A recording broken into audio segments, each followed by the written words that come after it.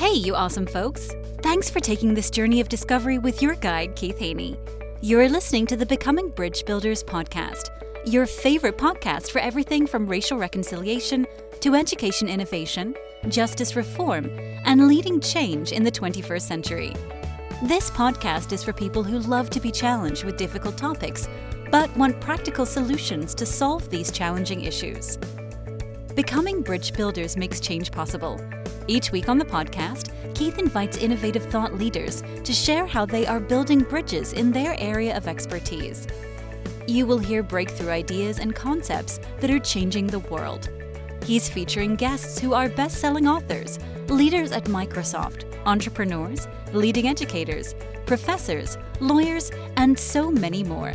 Listen in to learn how you can be the bridge to the change you are seeking. My guest today is Khara Croswaite Brindle. She's a licensed mental health therapist in private practice in Denver, Colorado. She holds various roles, including financial therapist, TEDx speaker, burnout consultant, author, and professor.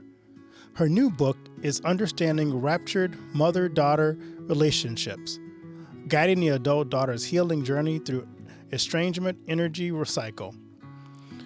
Access therapy tools for adult daughters at estrangementenergycycle.com. We welcome her to the podcast.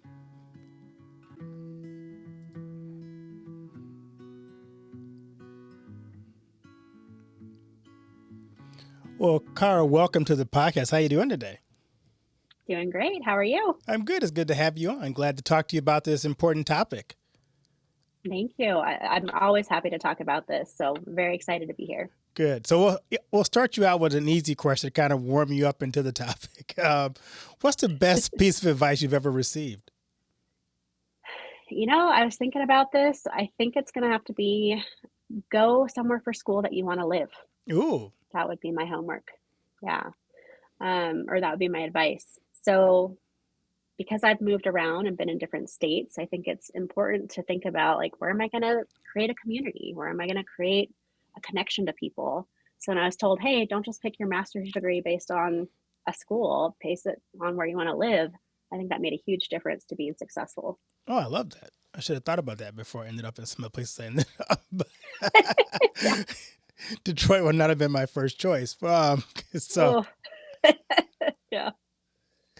You know, as we think about our lives, there are always those people in our lives who have been role models or mentors for us. Who are a few people you want to kind of give a shout out because they've been so important and crucial to your life? You know, interestingly enough with this topic, one of them is my mom. I think people assume because I wrote about estrangement that I have Right. a bad relationship with my mother. It definitely was rocky in my teenage years, if I'm being honest, but we're really close now. She's actually the first reader of all the books I've written, so that feels pretty special. And when she heard about this topic, she said, Khara, you have something you want to tell me? And I was like, no, we're good. But she's like, well, I just want to make sure. So she's definitely a role model, someone I look up to. I also want to call out my co-owner of a business. She was my first clinical supervisor as a mental health therapist. And so that's Christina. And she's been a huge mentor for me and what it looks like to be a healthy leader, a quality supervisor, someone who just makes changes in our community. So I love her and I'm glad we're still connected that way. Well, that's neat. So as we dive into the topic, kind of give us some backdrop. Give us your story, your journey. Yeah, so I've been a mental health therapist for almost 14 years now, and this book was truly inspired by client work. So again, people think, oh, you're writing this book because you're estranged from your mother. No, I feel blessed that I am not estranged from her, but my clients are, and I'm actually married into a family that has 4 generations of estrangement. So even though all that estrangement happened before this book and it might have informed chapters of the book, it really was the clients that I was like, there's something here. There's something I'm noticing. There's a pattern to what they're going through. You know, these were women of all different backgrounds, but they were coming in saying, hey, I'm having an issue with mom. I'm trying to figure out what to do. So it was just really fascinating that they were all so different and yet going through a very similar process. So at that point, I wrote a blog. I said, is anyone else seeing this? And my colleagues were like, yep, I'm seeing it. And I was like, all right, I think a book needs to come out of this. So a couple of years later, I decided to write Funny enough, I wrote this book when my daughter was 4 months old. Oh, wow. So I became a mother and then wrote about mother-daughter relationships, which does not escape me, the symbolism of that.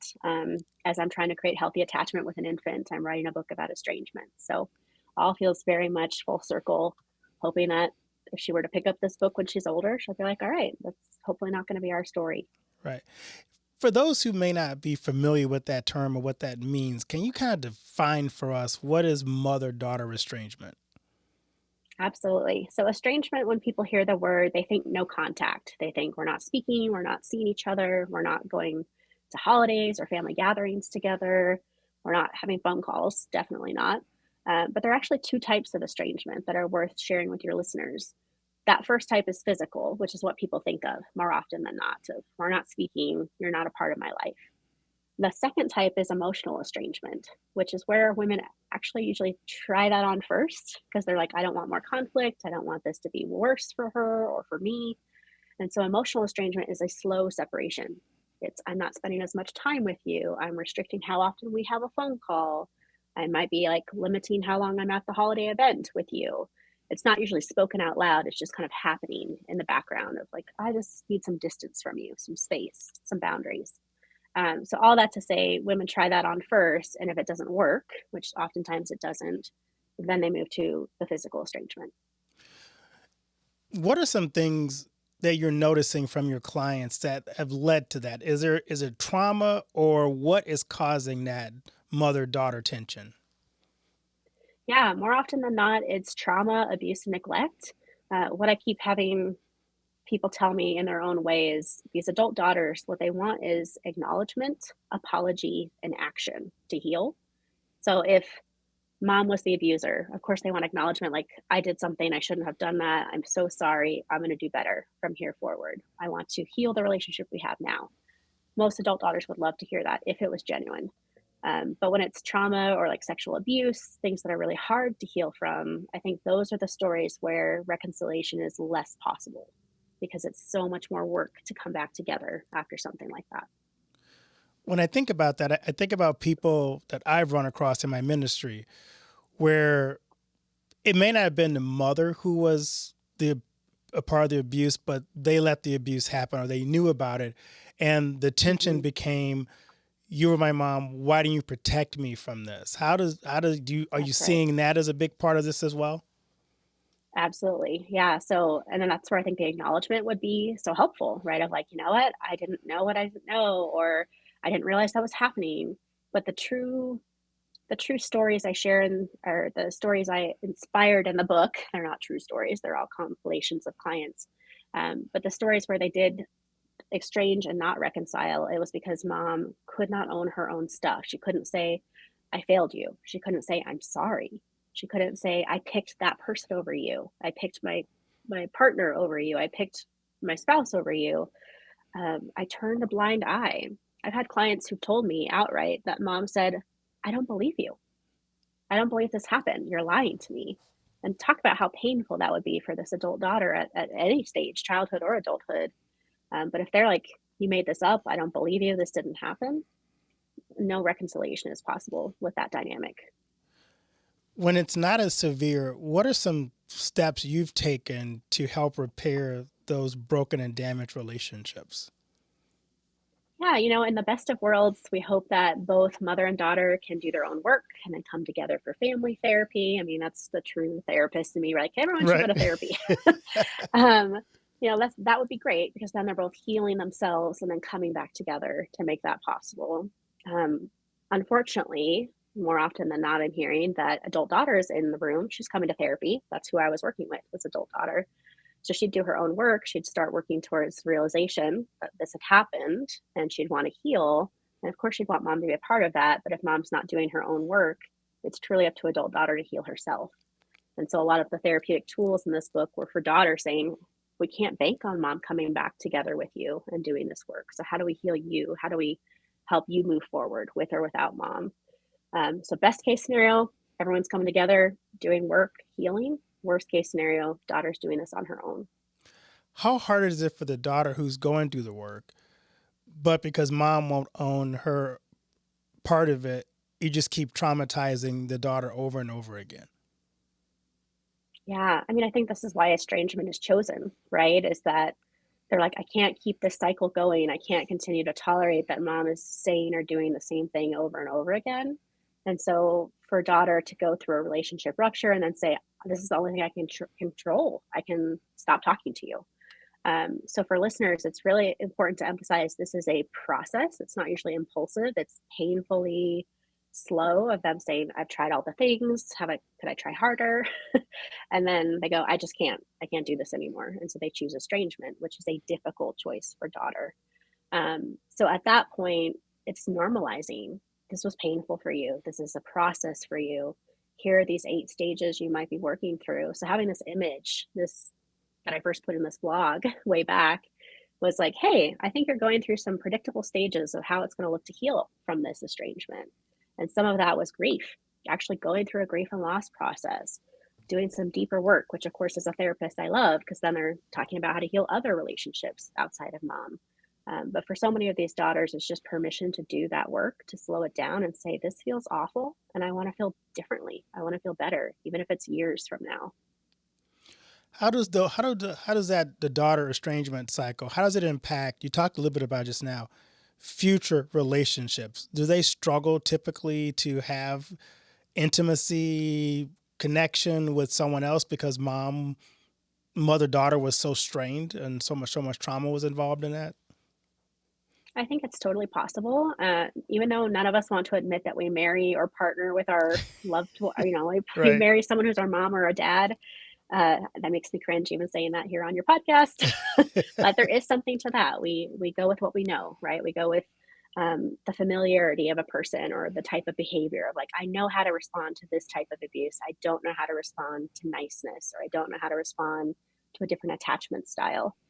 So for some of these women, they'd come in and say, I don't want to do this to my own child. I don't want to recreate the cycle on them. I'm fearful that I'll treat my daughter the way I was treated by my mother. Others would pick partners that had the same abusive style as mom and be like, oh, they come into therapy and go, oh no, this is familiar in all the wrong ways. Right. Right. And I was like, and we could be playful and gentle, but also like this was the truth bomb where they came in going, this is mom all over again. So for those women, having this safe space of therapy or mentorship or coaching, wherever they were landing to do the work, was so helpful because it was like, there's no judgment here. You can say those things, you can have that aha, and you can hopefully move forward, which might mean, do I need to discontinue that relationship? Do I need to have therapy with my child to make sure we're healthily attached? Lots of attachment stuff in here. Right. You have something called the estrangement energy cycle. Can you tell us what that is and how you use it to help women to tackle that emotional roller coaster? Yeah, so this is that visual of like, hey, these might be the 8 stages you go through. So some of these women are picking up this book going, oh, I feel seen. I feel like this is what I'm going through. And others just feel hopeful that they're moving their way through, right? Of like, I'm not going to live in grief and loss forever as one of the stages. Typically, the stages start with they identify a cycle of abuse or trauma or something that once they see it, they can't unsee it. So maybe it's a realization when they go off to college or go live on their own. Maybe they interact with someone else and it's like, this relationship feels so different than mom. Why is this different? Maybe they have a best friend whose mother relationship's really healthy. And so they have this contrast happening. At that point, they go into questioning. What do I want to do with this information? So that's stage 2. Questioning might be a deeper dive. Maybe they're talking about it in therapy. Maybe they're talking to their girlfriend. Maybe they're talking to a partner. But from there, more often than not, they want to actually broach it, bring it up to mom and say, hey, I have this realization that this isn't great. I want it to be different. If mom responds healthy, then she'll have that acknowledgement, action, and apology that daughter's looking for and be like, you know what, you're right. I'm so sorry. I'm human. I made mistakes. But in my experience, a lot of the moms would respond with defensiveness. They'd minimize, they'd get upset, they'd point fingers, they'd say, this is your new problem. This is not a me problem. Super painful on top of all the things that daughter's Sure. trying to say Yeah. to her, right? Exactly. And so that leads to that relationship rupture, which leads to estrangement, right? So that's just the first 4 stages of the cycle. I'm going to pause there because usually people have questions of like, that's just half the cycle. Sure. I wonder, because you're probably blindsiding mom with this conversation. Is there something that daughters could do to kind of soften the approach to mom? Is there a way you kind of say, I'm going to bring up this really tough topic, and kind of like, how do you till the ground before you try to plant? Because I'm assuming if it's not something that mom has been aware of, she's not typically going to go, yeah, you're right. I didn't do this really well. We don't like to self-reflect often. So Yeah. how do you Vulnerable. prepare them before you make that big leap to let's get to the hard stuff? Yeah, I actually really appreciate this question. In other interviews I've talked about, there's probably some breadcrumbs here of daughter or son, whoever we're talking about, not being happy with that parent relationship. So even though I hear a lot, and I know in a lot of the books for parents, there's bewilderment, there's how did this happen? I didn't see it coming. I think there are a lot of breadcrumbs of, okay, something here is amiss. Of course, there are exceptions where someone has an aha in therapy and then like blasts mom and she's like, what are you talking about? I had no idea that that's how Right. you felt. And I think that's what you're asking is like, how do we till the ground before we go there? So for anyone who's listening, adult daughter who wants to broach this with mom, bring this to her attention, this sounds so cliche, but it's a lot of I statements. It's how are you feeling? It's I've noticed this, I felt that, I'm wondering about this, and some curiosity and some compassion for mom. It's probably not coming in with like anger and guns blazing, being like atone for your sins. Like Right. that's probably not how this is gonna go. No, it's not going to go Not well well. anyway. And one of the reasons it won't go well that I've been thinking about more recently is that to admit that we made a mistake as a parent makes us worry that we're a bad parent, that it's all or nothing thinking, that it's if I say I'm sorry, that I did something wrong, that I am truly a bad parent. And you and I both know that's not how it actually should be, but that's emotionally what we think is if I admit fault, I am a bad parent. And I think that's why a lot of parents are reluctant to admit fault or to apologize because they're worried it's going to confirm their greatest fear, which is that they're a bad parent. Do you, so you've been working with this book as you're sharing it. Is there something that kind of helped parents do the work as well? I'm sure he's kind of both for both mother and daughter, but for the parent who's reading this, and like you said, you touch on all the things that parents fear. Your whole goal when you become a parent is, I know my goal was, Lord, don't let me screw this child up. That was my constant prayer. But then you always feel like, especially when they're adults and they seem to be kind of struggling or making bad choices, you always go back to what did I do wrong? So when that child does come to you and say, hey, there were some things you did wrong, it's like, oh great, you're right, you're forming my worst fear. But how do you help the parent who's hearing that to listen and not internalize it and become defensive? Because it's so easy to go, well, you weren't a great child either, kind of. Right. Yeah. Like, You were no, shots yeah, fired. yeah, Yeah. you were no bundle of joy either all the time. Right. Right. Yeah. I mean, I think that's where I'm grateful there are lots of books out there for the parent. So when I was researching for this book, I was recognizing lots of material out there for parents, not as much material for adult daughter. So I was feeling really grateful to speak to the daughter's experience. With that being said, there is a chapter in our book that talks about parents and like, what's your agenda for reconciliation? Like, how do you want to show up? Do you want to do your own work? What can you own? How can you support healthy communication with your person, with your daughter or son? So there's some things, but yeah, like what shows up for me as you're asking this is can a parent say, wow, they must trust me enough to tell me, right? Of like, there is something beautiful, even though painful, there's something beautiful about adult daughter saying, I feel comfortable enough to tell you what's wrong. I'm not expecting you to read my mind. I'm not expecting you to like fix it without me saying anything. Like I'm actually telling you, which I think there is some healthy attachment there for a lot of people. So can the parent land there first of, oh, good, my daughter feels enough trust in me to tell me what's going on with her. If they can start there, I think the defenses come down. We go back to, oh, she's hurting. Oh, my daughter's hurting. She's trying to tell me something. I want to hear this. I'm her parent. It softens us a little bit. Now, my daughter is super young. So, like, I also recognize that I'm probably not the person giving parenting advice to a Right. lot of your listeners. But if it were me as a parent, that's what I would try to embody is how do I show up gently? How do I keep my defenses down? How do I show up open so she can tell me what she needs to say and then I can thoughtfully respond? That's great. So you stopped halfway through. So what's the other part of Yes. it now? Yeah, I just that was a good place to kind of dig deeper though. Yeah.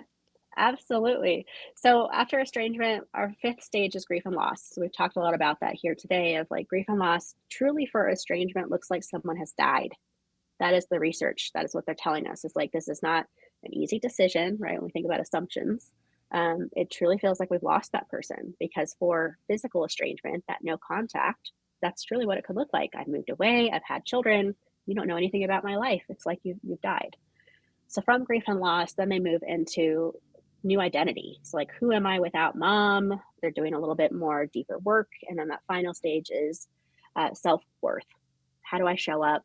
How do I show up with mom in my life? How do I show up without mom in my life? So there's like this transformation that happens for adult daughter because now she's standing alone. She's standing separate from mom. Maybe it's separate but connected because they're healthy together. Maybe it's separate but estranged, as in we're not talking.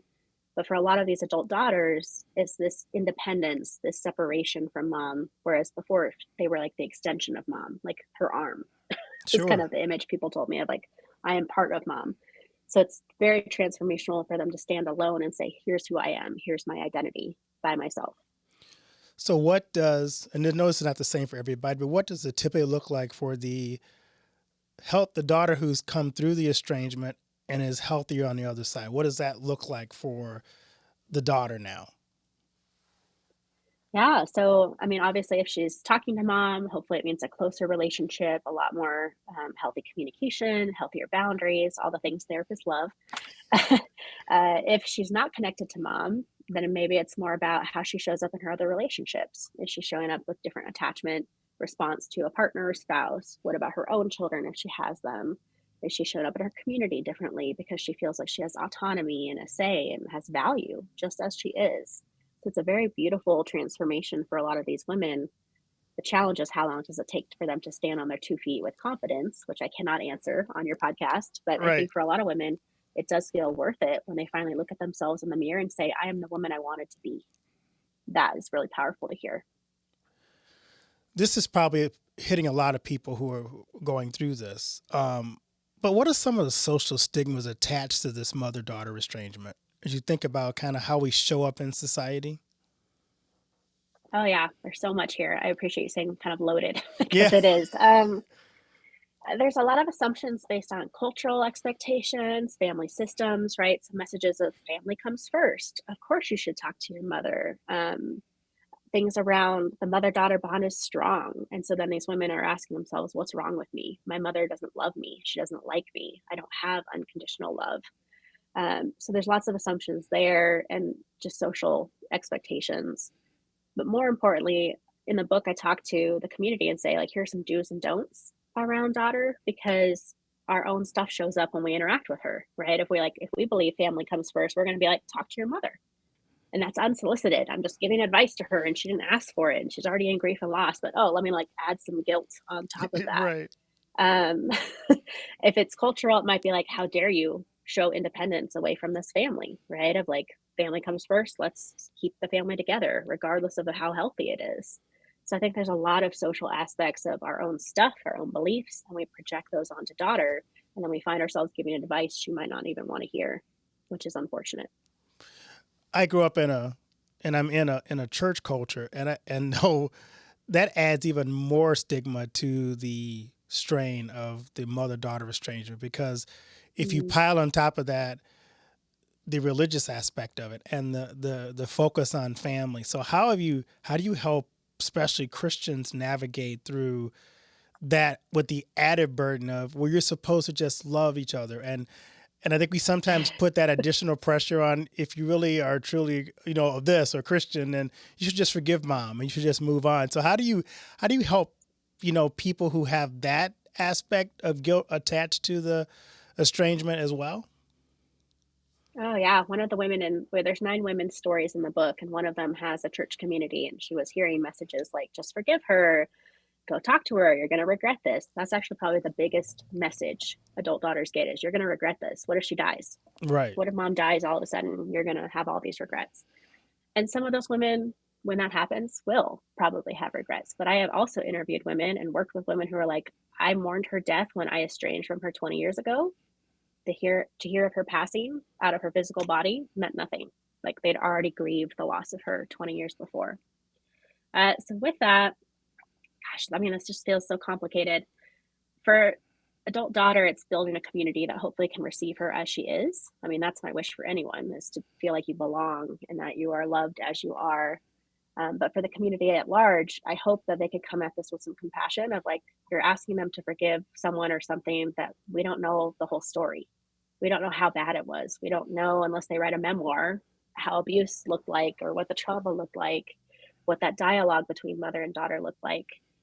In the book, the example I gave is, she comes to mind a lot, is I call her Nina in the book, and she has a mother who has physically and verbally abused her entire life since 8 years old.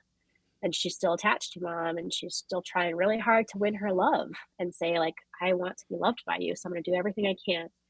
Mom criticized how she looked, what she ate, her profession, her spouse, how she parented. Like, it was ongoing. It was consistent for decades.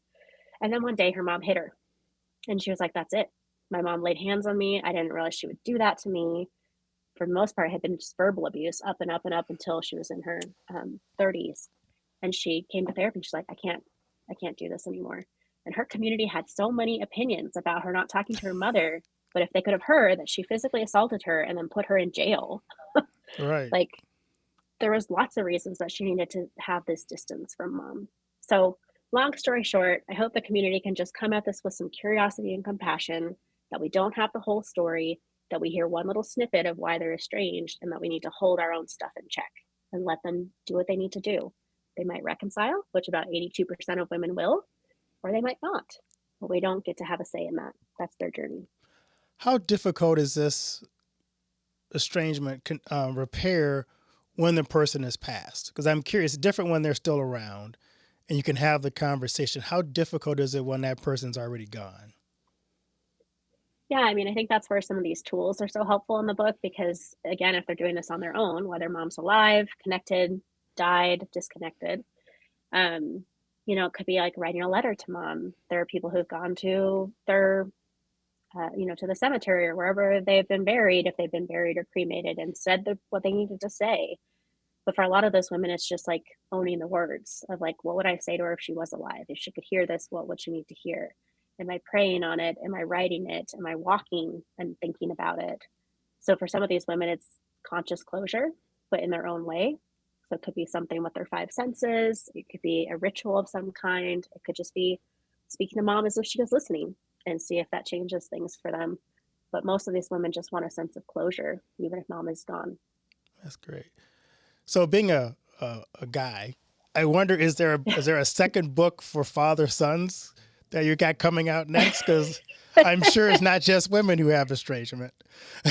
Yeah, it was really interesting. I'm glad you asked this question because I did have family. The family who's estranged are male, and so they were like estranged from mom, but male gender. And they asked the same thing, kind of a playful way. And I was like, well, talk to me about your experience. So I actually interviewed my family member. I don't know if they like that, but I did. I didn't put them in the book. I wrote a chapter for men, and one of the things I highlighted is that for men, it's so different, the expectation of your connection with your mother or your father. Like, there's this level of independence as a man where it's like you're going to go off, make your own family, live your own life, that it doesn't seem like it has the same pressure, societal pressure on you to reconcile, where it's like, good luck, go you go, you got this. But for women, it's, oh, you should be connected. I don't know why you're disconnecting from your family. So there's a gender difference here. So long story short, I think there's value, and there's definitely books out there for men, but I think the reaction of the community to men is completely different, where it's like, they're not going to question you. They're going to be like, you got to do what's right for you. And if that means you're going off and living your life or building your own family or not talking to your dad, people don't seem to have as many opinions about that, which I'm curious what your thoughts are on it. Because being a man, Yeah, it's funny because there's a unique relationship between father and son. Right. My father and I weren't really close, but when he passed, I remember having a different sense of loss than when my mom passed. When my dad passed, it was like I lost my sense of identity because all of a sudden now Mm-hmm. I was the head of the household. I was the oldest, and it was a different. It's like it was a generation had passed somehow, and it was like all of a sudden now you felt Like I didn't know what my place in the world was, which made no sense. It wasn't like I needed him to tell me what my place in the world was, but that was, and I've talked to other men who've had their fathers die, and it was just this weird, disoriented feeling of I'm not quite sure who I am now. And it was a kind of a recalculating of identity for me and when passing. So it was very interesting. Yeah, I think that makes a lot of sense when you also describe being kind of catapulted into a role that you didn't sign up for. Like, Right. I'm the man of the house now, and I'm growing up real fast, depending on how old you were and how old Yeah. he was. Like, that makes a lot of sense to me as a therapist. Of that would change a lot of dynamics. Yeah. It was really interesting. But it's also different because how father and daughters interact is interesting too. And so I realized that being a father of boys and girls, the way my sons view me versus the way my daughters view me are very different. And the role you play in their lives is very different than how your mom played in your role. So all these dynamics are just, I love family system study. So it's always quite fascinating for me. Definitely. There's always something to consider. And as I think we evolve and as family systems evolve, like there are old patterns that have stuck around forever, but I think there's like new expectations about roles within the family. So as you say that, that pops in of like, we're hearing that, the youngest generations of fathers are very active in their parenting, and that wasn't always the case for some of the older generations. And so, Right. I'm excited. I'm optimistic that things are going to improve, but I think we're also more forthcoming about the trauma and the challenges that have happened in families too. So like we're trying to hold for both. Exactly. Definitely. I'm curious, Cara, what are you excited about in this phase of your life? Well, at the time of our talking, my daughter is 2, so I'm very in the thick of toddler 2-ness slash 3-nager. I'm starting to understand what that looks like. But I am also very excited. Like she's at a stage where she can tell me how she's feeling and she can tell me what she wants, and that's so helpful as a parent to be like, what's going on here? What do you need?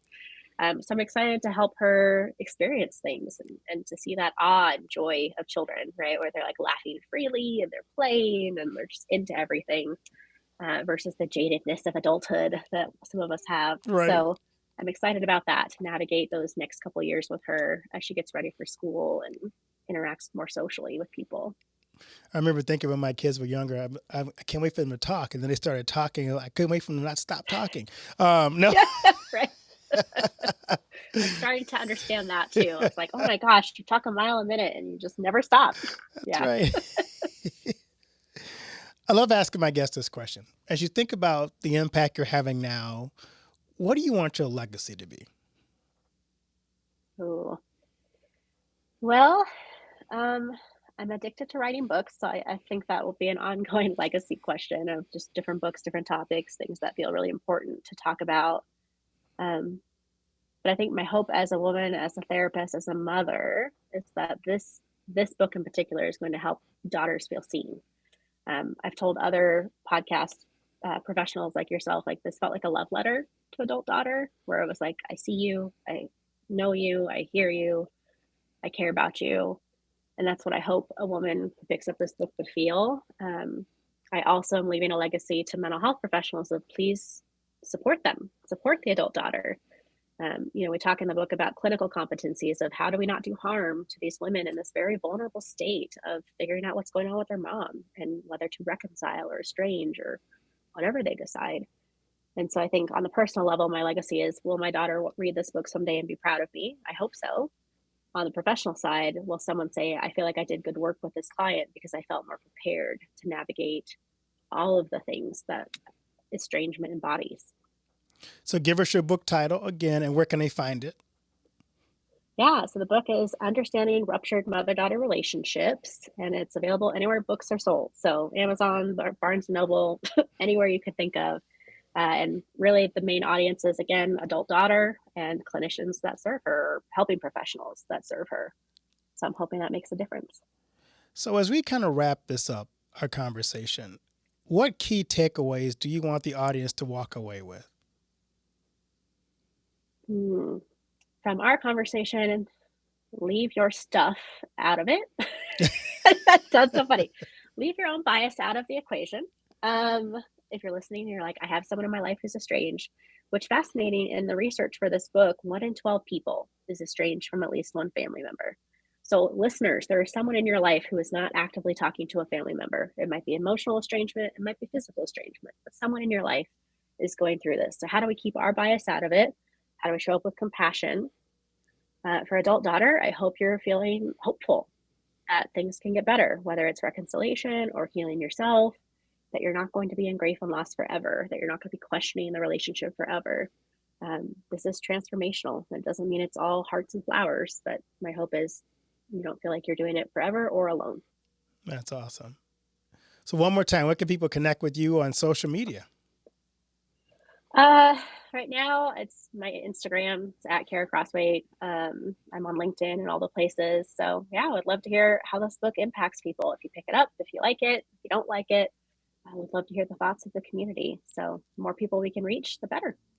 Well, Khara, thank you so much for sharing this awesome time with me and having this great conversation, because there are a lot of people who are dealing with that grief and that loss and that trauma. And we pray that this helps them to begin to heal themselves and then heal that connection with the ones that they're estranged from, because it just makes our life easier when we can, first of all, deal with the pains that we've experienced and their traumas that we're dealing with, but also we can have healthy relationships, because that makes our families a little less awkward at holiday times as well. So yeah.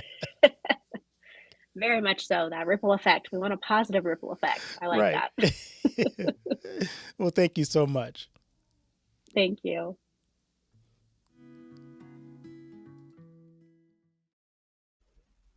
Do you know that most entrepreneurs hit a revenue ceiling and have no idea why? They're working harder, spending more money, running more ads, but revenue stays flat. My friend Dr. Noah St. John calls this the invisible break. He's giving our listeners a free revenue ceiling audit to help you see what's really holding you back. You'll get a free 30-day membership to Noah Bot, giving you access to Dr. Noah's 30 years of experience to help you reach your next level. But hurry, because there's only 50 available this month. So if you're tired of being stuck at the same revenue level and want to finally break through, get your free revenue ceiling audit at drnoahvault.com in the affiliate link that'll be listed in the show notes. Thanks for listening to Becoming Bridge Builder. If you enjoyed this episode and want to help support the podcast, please subscribe and share it with others, post about it on social media, or leave a rating and review.